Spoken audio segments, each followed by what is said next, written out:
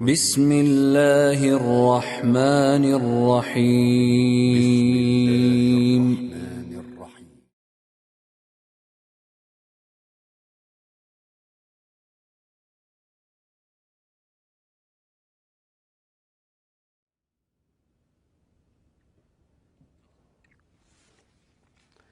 С именем Аллаха, милостивого, милующего. Хвала Аллаху, Господу миров, мир и благословение нашему пророку Мухаммаду, его семье и всем его сподвижникам. Приветствуем вас, братья и сестры, в нашей передаче, выходящей по средам. И в гостях у нас сегодня шейх Салих ибн Фаузан аль-Фаузан, состоящий в комитете больших ученых и в постоянном комитете по фатвам. От вашего имени, уважаемые телезрители, мы приветствуем уважаемого шейха и благодарим его за ответ на приглашение быть гостем нашей передачи. Добро пожаловать, уважаемый шейх Салих. Пусть Аллах даст вам долгую жизнь и благословит вас. Мы начнем эту передачу, уважаемый шейх, с вопроса одного из братьев, который говорит: «Шейх Салих, какое наставление дается требующим знания, начинающим и тем, которые уже начали получать его? С каких книг им следует начинать в требовании знания? И каково вознаграждение за терпение в требовании шариатского знания? Да вознаградит вас Аллах». С именем Аллаха, милостивого, милующего. Хвала Аллаху, Господу миров. Да благословит и приветствует Аллах нашего пророка Мухаммада, его семью и всех его сподвижников. Это важный вопрос. О том, как требовать знания, с чего его начать и от кого брать,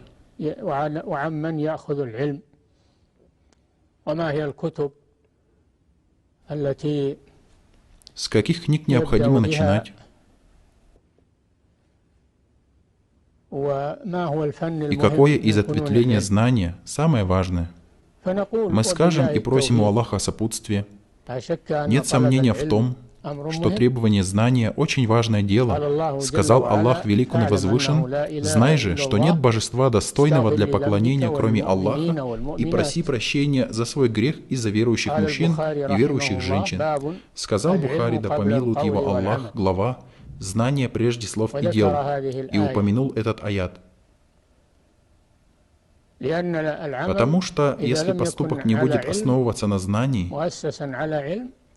то он является заблуждением и старанием без пользы.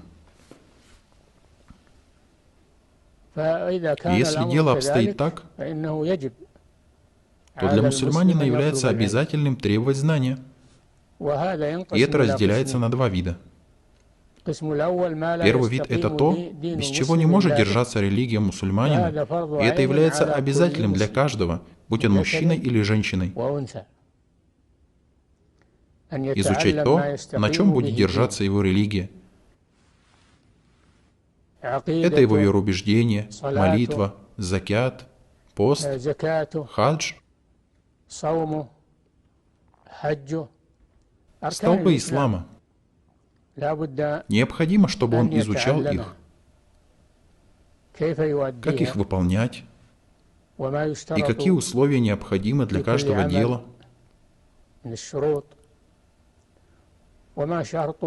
и какое условие принятия этих дел у Аллаха пречист Он и возвышен. Поистине, дела оцениваются по намерениям, искреннее намерение, и каждому человеку то, что он намеревался. Это является обязательным для всех мусульман, обязательным для каждого, будь он мужчиной или женщиной. И для каждого, кто достиг половой зрелости, является обязательным начинать с этого. Особенно вопросы вероубеждения, потому что это является основой, на которой он строит свои дела. Поступок без знания не будет принят, а поступок без вероубеждения напрасный и не принесет пользу тому, кто его совершил. В первую очередь необходимо начинать с изучения вероубеждения. Знай же, что нет божества достойного для поклонения, кроме Аллаха. Это и есть вероубеждение.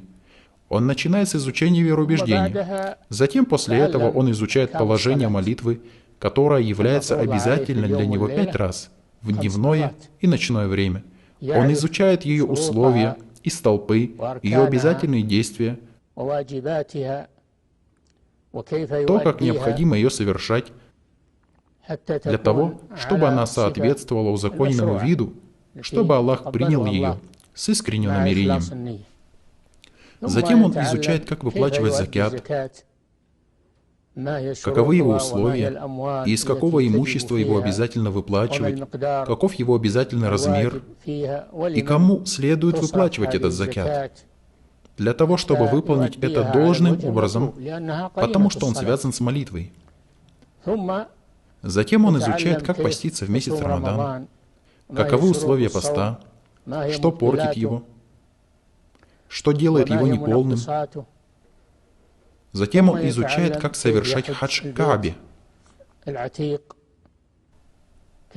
совершать большое и малое паломничество. Необходимо изучать эти вещи подробно и кратко,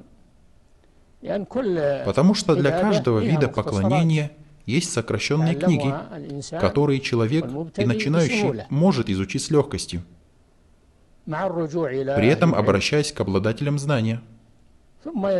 Затем он изучает положение взаимоотношений.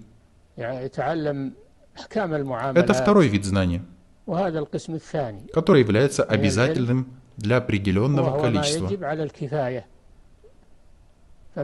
Тот, у кого есть способность изучать это, то он делает это для того, чтобы принести пользу себе и мусульманам. Это знание взаимоотношений и в вопросах раздела имущества, и наследства, завещаний, а также имущество, завещанное на благотворительные цели, знание бракосочетаний, развода, знание преступлений, вынесение приговоров, знание судопроизводства. Это знание является обязательным для части общины, знание, которое обязательно для части мусульман. Если будут те, которые сами изучат это и обучат этому мусульман, то тогда в отношении остальных это будет желательным. Сунна муаккада. Поэтому необходимо изучать знания известными путями, обладающих знанием, теми, которые описал Аллах, всемогущен и возвышен, и которые описал Его посланник, мир Ему и благословение Аллаха. И пусть он не берет знания, кроме как от Его обладателей, которые известны этим. Пусть он не берет знания от того, кто выдает себя за ученого, от невежды, от сторонников заблуждения и отклонения. Однако, пусть берет знания от ученых, находящихся в подчинении Аллаху и поклонении. Таким образом приобретается знание либо в официальных школах, институтах и факультетах, либо под руководством шейхов в мечетях. Это и есть пути получения знания. Также изучай то, что поможет тебе понять фикх и остальные знания. Остальные знания, которые также называют причинным знанием, как грамматика и знание арабского языка, красноречие. Необходимо, чтобы человек изучал арабский язык вместе с его грамматикой, так как это тот язык, на котором был ниспослан благородный Коран. И пусть совершенствует свое чтение Корана и не допускает ошибок в его чтении, и этого не достигнуть, кроме как с изучением грамматики. Также пусть он изучает знания раздела наследства, как оно делится, как отдать каждому, кто его заслуживает, его часть, в соответствии с тем, что узаконил Аллах. Это то, что называют знание раздела имущества. И также продолжать изучать, как мы уже упомянули, знание взаимоотношений до конца. И нет сомнения, что это требует от человека три вещи. Первое – это терпение на долгое время изучения и терпение на те трудности, которые он встретит при этом. Второе – это действие в соответствии с тем, чему научил его Аллах. Необходимо выполнять поступки в соответствии с тем, чему научил его Аллах. Третье — это то, чтобы он обучал людей, чтобы они могли изучить религию и увещевать людей, когда они вернутся к ним. Он изучает сам и обучает других.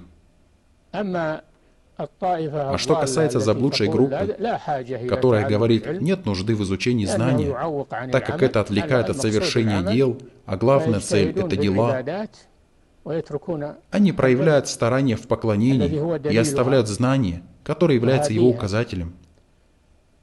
Такие являются заблудшими, и их дела заблуждения. Это упомянуто в суре Фатиха, которую ты читаешь в каждом ракате. «Веди нас прямым путем, путем тех, кого ты облагодетельствовал, не тех, на кого пал гнев, и не заблудших». Те, которых Аллах облагодетельствовал, это те, которые объединили между полезным знанием и праведными делами. Не ограничились только на знании, без действий, и не ограничились делами без знания. Что касается тех, на кого пал гнев, то это те, которые получили знания, но оставили дела, подобно иудеям. А что касается заблудших, то это те, которые совершали дела, оставив знания. Во главе их христиане, которые поклоняются Аллаху, не обладая знанием и находясь в заблуждении. В каждом ракате ты читаешь эту великую суру. «Веди нас прямым путем, путем тех, кого ты облагодетельствовал, не тех, на кого пал гнев, и не заблудших». Поразмысли над ней и действуй в соответствии с ней. И не обращай внимания на тех, кто избегает получения знания. Не обращай внимания на тех, кто передает знания, при этом являясь невежественным, не зная его правил и границ, заблуждая при этом людей. Это основа в требовании знания. Мусульманину необходимо знать их. А самое главное — это намерение. Требуй знания с праведным намерением, потому что требование знания — это поклонение, а для поклонения обязательно должно быть намерение. Как сказал пророк, мир ему и благословение Аллаха, поистине дела оцениваются по намерениям, и для каждого человека то, что он намеревался. Да воздаст Аллах вам благом. Шейх Салих, как излечить ту лень, которая постигает требующих знаний в их обучении и приобретении шариатского знания?